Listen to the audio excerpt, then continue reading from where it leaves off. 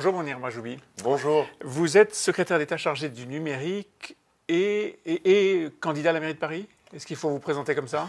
Non, surtout secrétaire d'État chargé du numérique. Ouais. C'est mon travail, c'est être membre de ce gouvernement et porter le projet de notre majorité. Et avec une ambition peut-être d'être candidat à la mairie de Paris. Quand est-ce que vous vous déclarez dans un sens ou dans l'autre?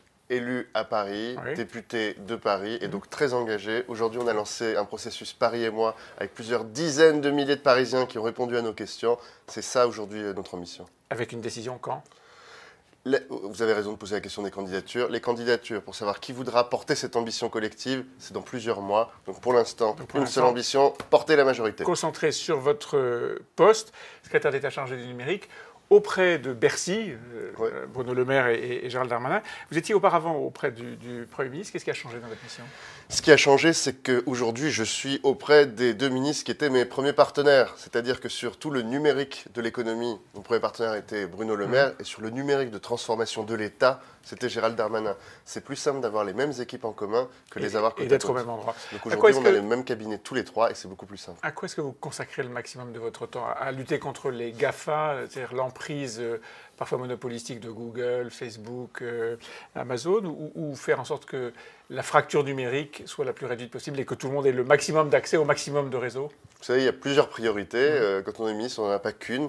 La première, c'est celle de l'inclusion. Ça a été notre première quand on est arrivé. Donc, à la fois l'accessibilité, le très haut débit, l'accessibilité du téléphone mobile partout sur le territoire, mais aussi l'inclusion numérique, c'est-à-dire la formation et l'accompagnement de ceux qui savent pas utiliser ces outils. C'est très important et ça, c'est la priorité. J'en parlerai au maire tout à l'heure. Ça n'est pas fini. Il y a encore beaucoup de travail. Et ce travail, c'est un travail de dentelle qui se fait citoyen par citoyen, commune par commune, département par département. Les maires, vous les voyez aujourd'hui, ils sont réunis pour le congrès des maires de la Et nous ne parlerons que de cela. Parce qu'il y a beaucoup d'insatisfaction, d'impatience en tout cas là-dessus. Il y a beaucoup d'impatience sur l'équipement et puis il y a aussi beaucoup d'exigences de la part de leurs citoyens sur cette démarche, et c'est ma deuxième priorité, la numérisation des services publics. La numérisation des services publics, elle est très attendue des Français, ils en ont très envie parce que ça veut dire des services publics 24 heures sur 24, 7 jours sur 7, accessibles quand on veut, mais ça fait aussi peur. Parce qu'avec cette numérisation, on peut se dire que c'est moins d'humain. Et donc, mon travail, c'est de faire la démonstration que numériser, ça peut vouloir dire plus d'humain. Et ces géants qui sont les acteurs, les grands acteurs dominants de ce secteur, je pense aux GAFA, bien sûr, Google, Amazon, Facebook, Apple, vous luttez contre eux? Contre leur domination? Les GAFA ne sont pas des ennemis, mais ce ne sont pas des amis. Bon. Vos adversaires? Non, ce ne sont pas des adversaires, non. Hein? Ce sont des alliés quand ils créent des emplois. Ce sont des alliés quand ils aident les TPE-PME à vendre à l'international, à développer leur chiffre d'affaires. Mais quand ils utilisent leur position dominante, leur taille, pour imposer à ces mêmes TPE-PME des conditions illégitimes ou les mettre dans des situations non acceptables, ne plus leur répondre. C'est quoi? C'est par exemple Amazon qui utilise son pouvoir pour tordre le bras d'un certain nombre de fournisseurs? Bon, parfois, vous savez, c'est beaucoup plus simple que ça et beaucoup plus grave que cela. C'est ne plus répondre à un fournisseur. Et donc, un fournisseur qui, du jour au lendemain, perd 20 à 30% de son chiffre d'affaires, n'est plus dans la liste et a beau frapper à la porte, a beau téléphoner, reste dans le vide. Ça, c'est inacceptable. Depuis un mois, j'ai commencé un tour de France. J'ai mis en place une plateforme qu'on retrouve sur numérique.gouv.fr. Déjà près d'une centaine de signalements et à chaque fois les mêmes témoignages. Des référencements du jour au lendemain. Des problèmes de concurrence illégitime, des problèmes de faux ça, c'est le sujet. Qu'est-ce que vous faites pour résoudre ça? Pour résoudre ça, on a plusieurs sujets. C'est-à-dire qu'on a, quand on considère que c'est très grave, on saisit la justice. C'est ce qu'a fait Bruno Le Maire avec la DGCCRF contre Amazon sur les sujets de clauses. De la concurrence. La direction de la concurrence, dans le cadre des clauses contractuelles entre Amazon et les PME, qui leur imposent des conditions trop graves. Et puis, on a ce règlement européen. On va mettre une loi. Une loi qui va s'imposer à tous d'ici quelques mois ou quelques années. Pour faire quoi? Pour obliger, vous allez voir, c'est très simple, ces grandes plateformes à parler aux petites PME. D'accord, répondre. Elles sont obligées de répondre, silencieuses. Mais je ne voulais pas qu'on attende tout ça. Ouais. Donc c'est pour ça qu'aujourd'hui, on a mis cette plateforme en ligne et que je suis allé à la rencontre de ces PME. J'ai demandé une médiation. Amazon a accepté. Et donc Amazon s'est engagé à apporter des solutions à toutes les PME qui se seront signalées auprès de nous avant Noël. La taxe GAFA, c'est pour quand? La taxe GAFA, vous le savez, c'est le premier combat du président de la République et de Bruno Le Maire, avec un objectif, un accord au début décembre avec tous les pays. Vous savez qu'il y a un an... L'Europe bloque, vous savez que l'Allemagne, par exemple... Il y a un an, on nous disait que c'était impossible. Aujourd'hui, on est à 3 voix de la majorité, à 3 voix du consensus. Ouais. Il nous reste quelques jours encore pour négocier dur et nous pensons que nous y arriverons. Début décembre. début décembre. Au niveau que vous souhaitiez? Parce qu'il y a deux façons de faire cette taxe, en fait, de faire entrer, d'inclure ces géants dans l'économie, la vraie économie, y compris la fiscalité. Il y a la petite taxe de rien du tout, celle qui sera une égratignure, et puis la vraie. Mais vous savez qu'il y a 3, en ce moment, lignes de travail. La ligne internationale, qui est celle qui est la plus importante, celle qu'on négocie au niveau de l'OCDE. Ça va vraiment créer l'équilibre mondial sur les géants. Mais pas que les géants numériques, les géants en général. Ça va prendre 3 ans encore, 2 ans, si on est très optimiste. On a le schéma européen pour qu'au moins entre nous, on arrête de s'arnaquer. Donc là, ce qu'on appelle l'assiette commune, qu'entre les pays d'Europe, nous soyons capables d'avoir, alors même si on n'a pas les taux communs, qu'au moins on ait une assiette commune. Et puis il y a le troisième horizon, qui est l'horizon court terme de cette taxe sur le chiffre d'affaires.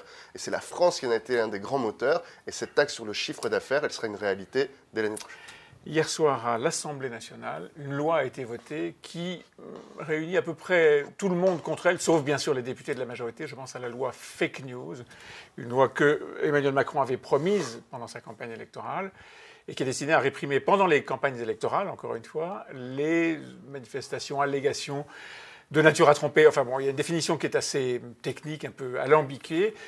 Tous les partis politiques sont contre, tous les syndicats de journalistes sont contre, sauf La République En Marche. Il y a beaucoup de postures. Vous ratez votre cible. Non, il y a beaucoup de postures. Ce qu'il faut retenir de cette loi, c'est que pendant les périodes électorales, on va obliger à plus de transparence les plateformes qui sont des accélérateurs de fake news. Menace sur la liberté d'expression, disent beaucoup de gens. Mais non, vous savez, cette loi ne change rien. Ah bon, il ne fallait pas la prendre. Attendez, elle ne change rien aux procédures existantes actuelles qui permettent de définir l'intervention du juge vis-à-vis des journalistes et vis-à-vis de la presse. Je vous rappelle que la presse est libre en France, elle peut s'exprimer très librement, sans aucune limitation, et que cette loi fake news ne change rien. Par contre, cette loi fake news, elle va nous permettre d'exiger des plateformes qu'elles communiquent très rapidement les informations qu'elles ont sur... Et les bloquer éventuellement. D'abord, communiquer l'information et dire... Et ensuite les bloquer. Regardez ce contenu qui se diffuse massivement. Il se trouve qu'il a été financé en publicité par des fonds qui viennent de l'étranger. Nous activons donc ce warning et cette procédure à destination du gouvernement et l'État pourra répondre. Et donc éventuellement le bloquer. Et éventuellement le bloquer. Ce qui est un des sujets que critiquent entre autres les syndicats de journalisme, mais aussi les autres partis politiques. En pleine campagne électorale, avoir des contenus financés par un pays étranger, ça vous rappelle des choses, c'est arrivé dans de nombreux pays, on voit le danger que ça représente. Nous n'avions aucun outil pour y répondre. Cette loi n'est pas parfaite, loin de là, et peut-être il faudra à l'usage la réformer. On verra pendant les prochaines campagnes. C'est la philosophie de notre gouvernement et notre majorité. Une loi qui ne fonctionnerait pas, nous la mettrons à jour, comme à chaque fois. Les gilets jaunes se servent en permanence des réseaux sociaux, du numérique. Le numérique, c'est bien pour le meilleur et puis c'est parfois pour le pire. Est-ce que ce qui se produit en ce moment du côté des Gilets jaunes, y compris beaucoup de fausses informations, des faux mouvements de mobilisation, est-ce que ça vous préoccupe? Ce qui me préoccupe, c'est la diffusion de fake news. C'est-à-dire que dans ce mouvement des Gilets jaunes, ces Gilets jaunes, je vais vous dire ce que j'en pense personnellement. Tous ceux qui font ça parce qu'ils sont en colère pour leur pouvoir d'achat, tous ceux qui font ça parce que vraiment c'est dur pour eux à la fin de chaque mois, et pas qu'à cause des taxes sur l'essence. Si on les écoute, les gens disent c'est le ras-le-bol, les études de mes enfants, c'est compliqué, il est parti loin, je trouve pas un emploi. D'accord. Alors c'est un ras-le-bol général. Tout cela, c'est fantastique qu'ils aient pu utiliser le numérique pour pouvoir exprimer leur colère, et c'est notre responsabilité de leur répondre à chacun sur comment ce qu'on fait déjà est une solution pour eux, et si ça n'est pas le cas, écoutez leurs ressentiments et leurs problèmes. Les autres, c'est qui? Ceux qui utilisent ce mouvement des Gilets jaunes pour diffuser leurs valeurs nauséabondes.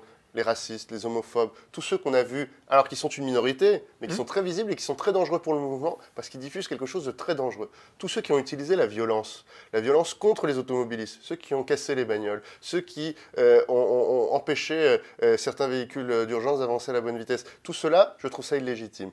Ensuite, et qu'est-ce qu'il faut faire? Il y a une autre catégorie, moi qui m'inquiète beaucoup plus.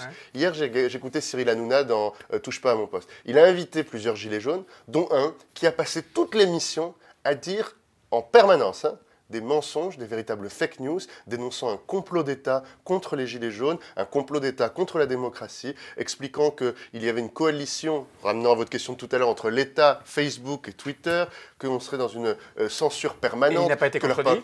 Et il n'a été contredit par personne, à aucun moment. C'est-à-dire qu'on peut aujourd'hui aller avec un gilet jaune et raconter n'importe quoi sur toutes les antennes. Ça, c'est inacceptable. Inacceptable, mais c'est la liberté d'expression.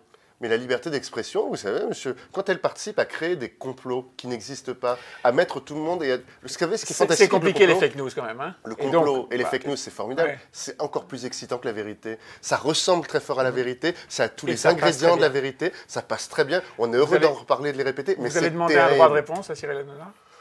Je n'étais pas moi-même accusé, l'État n'est pas lui-même accusé. Globalement, vous pensez qu'il faut un droit de réponse? Mais moi, je vais dire à Cyril Hanouna que j'ai trouvé qu'hier, il a manqué sur son plateau une personne pour le faire. Et pire que ça, quand une des journalistes présentes sur le plateau a relevé que ce monsieur disait des choses quand même assez contradictoires, Cyril Hanouna a dit à cette personne « Non, écoute, c'est trop compliqué, on ne va pas rentrer là-dedans. » Alors le message est passé. Merci Mounir. Merci à vous.